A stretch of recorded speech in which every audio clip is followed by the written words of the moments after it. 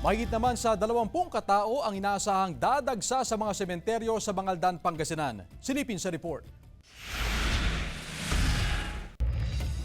Nakaalerto ng Public Order and Safety Office sa nalalapit na paggunitan ng undas sa Bangaldan, Pangasinan.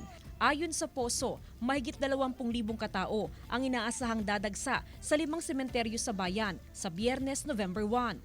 Bukas araw ng Huwebes, inaasahan na ring darami ng bibisita sa mga sementeryo, lalo na yung mga ayaw makipagsiksikan sa undas. Kami naman sa opisina po ng Public Order Safety Office, kasama po ang local PNP, ay talagang pinaghandaan din namin yung pagmamando ng trapiko. Nang sa ganon, wala pong congestion at syempre tuloy-tuloy po yung paglabas at pagpasok ng ating mga bisita.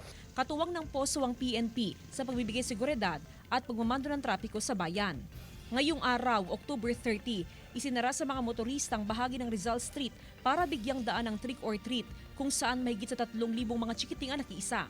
Epektibo na rin bukas, October 31, ang implementasyon ng one-way policy sa ilang kalsada sa bayan. Ganon din ang pagsasara ng ilang kalsada para bigyang daan ng mga maaga magtutungo sa mga sementeryo sa bayan. Okay lang naman yun kasi daming tao kasi kaya baka maano sila. Ang kasama ho natin dyan na magmamando sa trapiko ay ang local police ng Bangaldan. Kasama si Daryl Peralta, Jasmine Gabriel Galban, One North Central Luzon.